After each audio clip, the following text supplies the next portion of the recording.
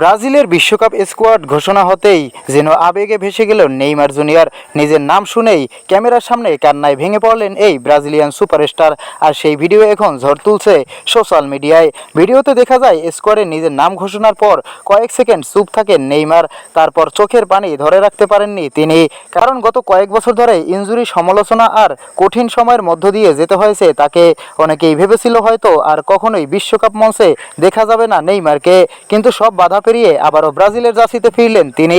কাঁদতে কাঁদতে নেইমার বলেন, আমি শুধু ফুটবল খেলতে চাই, দেশের জন্য কিছু করতে চাই। এই কথাগুলো শুনে আবেগ আপ্লুত হয়ে পড়ছেন ভক্তরাও, কারণ এটা শুধু একটা স্কোয়াডে সুযোগ পাওয়ার গল্প না, এটা একজন যোদ্ধার ফিরে আসার গল্প, যে অসংখ্য আঘাত, সমালোচনা আর হতাশার পরও হার মানেনি। এখন পুরো ব্রাজিল দলের দিকে তাকিয়ে আছে ফুটবল বিশ্ব।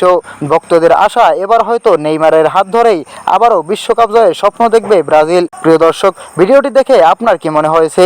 নেইমার কি এবার ব্রাজিলকে বিশ্বকাপ জেতাতে পারবে? কমেন্টে অবশ্যই জানিয়ে দিন।